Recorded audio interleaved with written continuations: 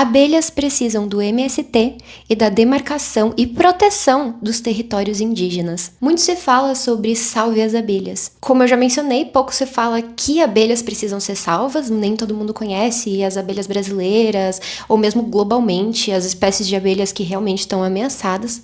Mas também pouco se fala sobre como. Existem até alguns infográficos genéricos online falando de plante essa plantinha, faça isso no seu jardim. Pode até ajudar, dependendo de onde você vive, porque muitos desses infográficos foram criados por americanos, depois traduzidos, e aí tem plantas que não tem nada a ver com as nossas abelhas. Mas, claro, plantar flor no seu jardim é ótimo, mas o que realmente vai fazer um impacto? O que está causando o declínio? O que está causando morte dos polinizadores? E o que precisa ser feito para melhorar a situação? Se você gosta, consome, ou conhece alguém que consome maçã, melão, abóbora, pitanga, açaí, melancia. Essas são só alguns pouquíssimos exemplos de plantas que são extremamente dependentes de polinização. Polinização é essencial para a frutificação acontecer. Maracujá, por exemplo, são plantas que precisam dos polinizadores para a gente poder consumir elas. E aí você vai ter níveis diferentes de dependência dos polinizadores. Mas mesmo nas plantas que não tem tanta dependência de polinização, que são autopolinizantes como o café, eles ainda se beneficiam bastante. O café, por exemplo, aumenta 30% da produção com polinizadores. Soja aumenta bastante também a produção com polinizadores. A qualidade também, não é só a quantidade, mas também a qualidade, tamanho do fruto. Tudo isso é melhor com os polinizadores. Você vai ter, então, abacate, cebola e vários outros vegetais são essenciais, que fazem parte da nossa alimentação, que a gente precisa, que comunidades inteiras dependem também para o seu sustento. E o que vem acontecendo no Brasil? Vem acontecendo um aumento na necessidade do serviço de polinização. As plantações cada vez mais precisam dos polinizadores, mas está tendo uma diminuição na disponibilidade da polinização, porque está com menos quantidade e diversidade de polinizadores. E o que está causando isso principalmente? É a nossa estratégia, eu digo, do Brasil e também de vários países globalmente, é como a agricultura funciona, a monocultura. O que é a monocultura? Você desmata hectares e hectares, assim, uma quantidade absurda de terra é desmatada para plantar em série um monte de planta igual. Então, você tem ali um lugar isolado que não está conectado com florestas e que tem várias plantas iguais plantadas uma do lado da outra, de um jeito que devasta o chão e o solo. E esse é um jeito de fazer agricultura que depende de mais agrotóxico. Aí, você tem essas duas questões principais: o uso da terra nas monoculturas e os agrotóxicos como os principais causas de mortalidade e de falta de diversidade de polinizadores de abelhas. Eu gravei todo esse vídeo e aí, enquanto eu editava, porque eu trabalho e faço mestrado, não tenho tanto tempo assim, algo absurdo me acontece. Abelhas também precisam que instituições relacionadas ao meio ambiente estejam bem amparadas, tenham a sua autoridade garantida e respeitada. Presidente do Congresso, senador Davi Alcolumbre me faz, ele coloca logo depois da COP30 em pauta a questão dos vetos da PL da devastação. Dos vetos que eram para impedir que aquelas partes da PL da devastação que iriam flexibilizar demais ou até eliminar certas partes e regras do licenciamento ambiental, eles acabaram com esses vetos. Mata Atlântica, ela não tá mais numa classe especial de proteção. Mata que já tá com só 24% da sua vegetação. Primeiro, o uso de terra. Como eu falei, você tem que desmatar bastante. E aí você tem algumas questões. Você tem a questão biogeográfica. O que é isso? Normalmente, para você ter diversidade ali de fauna e flora, para você ter uma comunidade local ali legal de bichinhos, eles precisam estar conectados com fragmentos de florestas. Se você tá isolado no meio do nada, você desmata tudo em volta e você faz uma plantação gigante, não tem como os polinizadores chegarem lá. Mesmo se você levar uma população, tem muitas fazendas que levam populações de polinizadores, colocam ali uma colmeia, colocam ali uma estrutura, ela provavelmente não vai sobreviver muito bem. E tem outro fator, que as plantações, elas se beneficiam mais quando tem mais de uma espécie, né, de polinizador, quando tem várias abelhas diferentes visitando aquelas flores, é muito melhor para a plantação. Então, plantações que geram frutos maiores e melhores, normalmente estão cercadas de outras plantas, estão no meio de alguma floresta, ou pelo menos tem algum fragmento de floresta ali perto. Então tem essa questão biogeográfica de precisar ter alguma diversidade perto da plantação para os polinizadores chegarem lá. Aí tem outra questão também no uso de terra, que são os ninhos. As abelhas, elas precisam de um lugar para nidificar. Muitas abelhas fazem ninhos em árvores, então elas vão precisar de árvores locais ali perto. Mas também muitas abelhas, uma grande parte das abelhas fazem ninho no solo. E se você tem um meio de produção agrícola que devasta o solo, que planta várias plantinhas iguais que acabam secando ali o solo, e o jeito de manejar aquela terra destrói ali o ambiente, você vai, na hora de plantar, destruir vários ninhos de abelhas que já estavam lá. 2, abelhas novas não vão conseguir construir ninhos ali. Não vai ser um solo próprio para elas conseguirem construir os ninhos. Pausa pro patrocínio. E você vê, eu tenho 90 inscritos, o patrocínio sou eu mesma. Eu criei um site pro meu projeto de jogo de abelhas brasileiras. É esse aqui, o site. Então, por favor, dá uma olhada lá, se inscreve para você receber novidades quando o jogo estiver pronto. E também tem uma lojinha. Aqui eu fiz marca-página com essa pintura. Eu fiz essa pintura todinha de flores brasileiras. Olha só, que coisa bonita. E camisetas. Olha, já tá aí. Que bonitinha. As monoculturas, né, elas acabam degradando muito mais o solo do que uma policultura. Uma policultura seria um sistema de plantação em que você mistura ali diferentes plantas.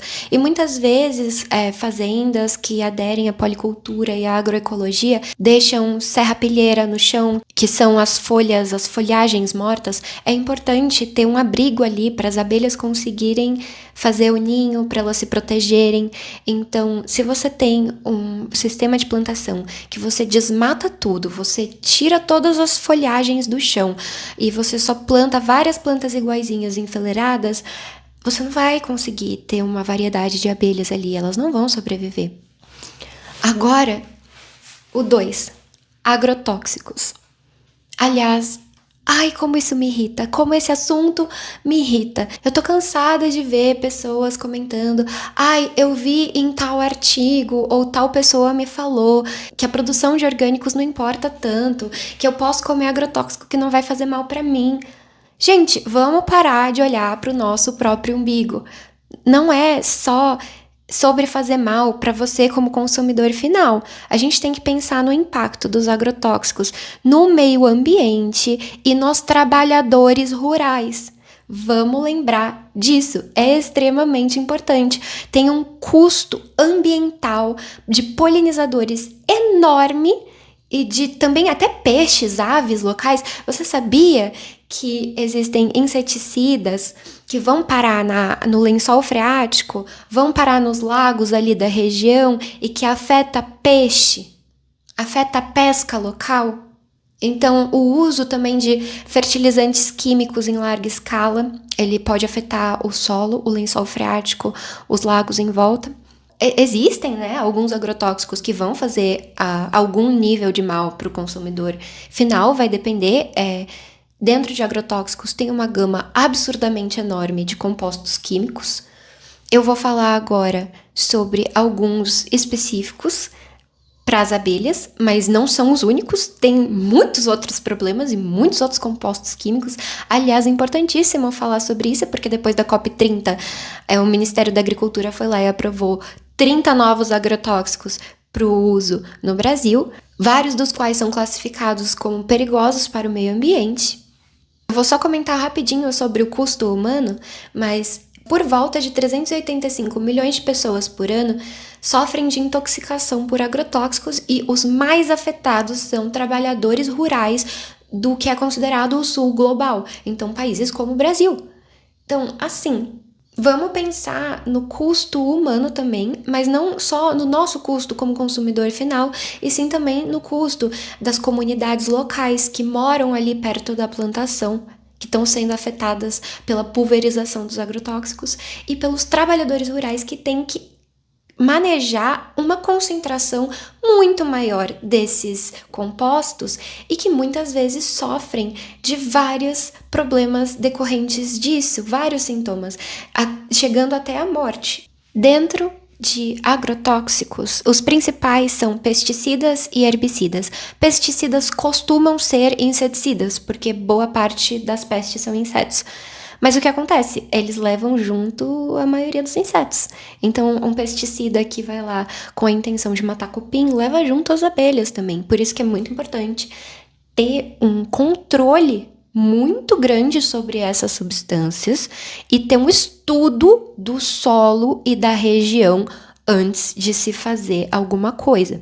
Aí você tem inseticidas como o pirazol, né, o fipronil, que ficaram famosos com, assim, pilhas e pilhas. Era um mar no chão de abelhas mortas. Você pensa, agora tá mais regulado, as pessoas não usam mais tanto. Sim, existe regulação, mas mais ou menos, porque esse é um inseticida que também é liberado para o uso na jardinagem. Então você consegue sim comprar ele sem precisar de nenhum tipo de autorização agrícola. E é muito comum fazendeiros usarem o fipronil para batizar outros insumos. Então eles fazem um coquetel ali horrível de agrotóxicos, em que eles misturam fipronil no meio de outras coisas para poder pulverizar e tal, e se livrar de todas as pragas, e acabam se livrando de muitas e muitas abelhas, até de lugares perto, que não são necessariamente a fazenda deles. Isso afeta os lugares da região. Então você pode ter um agricultor, e aí na fazenda ao lado você vai ter um apicultor ou um meliponicultor, uma pessoa que cria abelhas, e as abelhas da pessoa que cria abelhas vão todas morrer. Aí tem outra classe, né, de pesticidas muito comentados, que são os neonicotinoides. Alguns deles têm algum nível ali de malefício para os humanos, mas no geral o pior problema deles são com a fauna local. Alguns afetam aves, alguns afetam peixes, como eu comentei que dá para afetar peixe, né? Cai ali no lençol freático, cai nos lagos ali da região, e todos afetam abelhas. Aliás, herbicidas também são um problema para as abelhas, como o glifosato. E glifosato também mata abelhas, também diminui população e diversidade de polinizadores. Então, muitos herbicidas que foram feitos para matar ervas daninhas também matam alguns insetos. E algo muito importante que eu preciso mencionar quando o assunto é agrotóxicos é que a maioria dos estudos, a grande esmagadora maioria dos estudos sobre risco de polinizadores, risco de abelhas em relação a agrotóxicos é feita com Apis. Apis é uma abelha que aqui é invasora e é uma abelha muito resistente. A Apis mellifera se espalhou pelo mundo inteiro, ela é invasora em muitos lugares, inclusive aqui, e ela é uma abelha extremamente resistente, ela é mais resistente do que a média das outras abelhas, principalmente abelhas nativas, assim, as melíponas, nossas abelhas sem ferrão. Muitas abelhas solitárias nem foram estudadas em relação a isso. Qual a solução para isso? Bioinsumos, biodefensivos e uma produção agrícola de policultura e que esteja rodeada de plantas nativas e de florestas é uma solução. E é uma solução muito viável. Você não precisa dessa quantidade de agrotóxicos se você tem uma terra mais saudável, se você tem um ambiente mais saudável com uma diversidade de fauna e flora. Biodefensivos costumam ser fungos, bactérias, vírus, são defensivos contra pragas bem mais específicos que têm origem biológica. E muitos deles acabam sendo bem melhores para o ecossistema, para o meio ambiente, do que os defensivos químicos. Se o problema são as monoculturas que incentivam um uso do solo que é negativo, uma degradação do solo e um uso de agrotóxicos extremamente descontrolado e muito maior do que na agricultura familiar, então a solução é a agricultura familiar e também a proteção de territórios indígenas. Porque territórios indígenas, primeiro que indígenas têm uma cultura muito grande de fazer agricultura com a floresta. Então, eles não derrubam, eles não devastam a floresta, eles praticam sua agricultura no meio da floresta. Eles vão plantar ali a sua castanha do Pará junto com outras árvores, e isso assim, faz parte da cultura, faz parte de como eles se relacionam com o território. Então, florestas preservadas estão dentro de territórios indígenas. É extremamente importante preservar territórios indígenas, não só demarcar é extremamente importante, mas depois de demarcar, proteger esses territórios, porque eles vão proteger a floresta. Pelos indígenas, mas também pelas abelhas. Se você fala salve as abelhas, salve os territórios indígenas. Eles que estão fazendo agricultura na floresta, mantendo ali um ambiente biodiverso, com lugar em que as abelhas conseguem nidificar, com lugar que as abelhas conseguem ter acesso a várias plantas diferentes e coletarem ali seu néctar, seu pólen e estarem bem alimentadas. Então, assim, abelhas ficam muito bem em territórios indígenas. E agricultura familiar. Então, agricultura em menor porte, policultura, agricultura relacionada a grupos como o MST, né, o movimento dos trabalhadores rurais sem terra, que muitas vezes tem uma fama negativa, mas eles estão ali em terra abandonada ou improdutiva. Eles não estão ali no meio de uma plantação. Na real, eu gostaria que eles substituíssem a monocultura. Eles estão indo em lugares que muitas vezes já estão devastados, né? Já houve uma retirada da mata dali, mas são improdutivos. A gente precisa muito de uma reforma agrária, de uma redistribuição de terra e de um foco em agricultura familiar, porque também, normalmente, é a agricultura de médio e pequeno porte que nos alimenta. A agricultura de grande porte, a monocultura, costuma ser para exportação. Agora, o que alimenta o mercado interno brasileiro costuma ser a agricultura de médio e menor porte. Então, no fim, abelhas precisam do MST e da demarcação e proteção dos povos indígenas, e você também. Para sua saúde, para sua soberania alimentar, para o Brasil, mesmo com as mudanças climáticas, continuar tendo alimento para sua população. Lembrando que mesmo as monoculturas que eu tô criticando, elas também precisam de polinizadores. Então, alguma solução para o manejo e como a gente faz agricultura precisa existir.